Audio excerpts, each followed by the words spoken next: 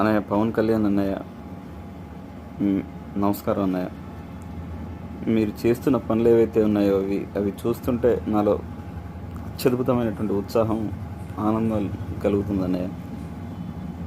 మీరు not only cinema hero, your real hero అని ప్రతిసారి నిరూపిస్తున్నారన్న.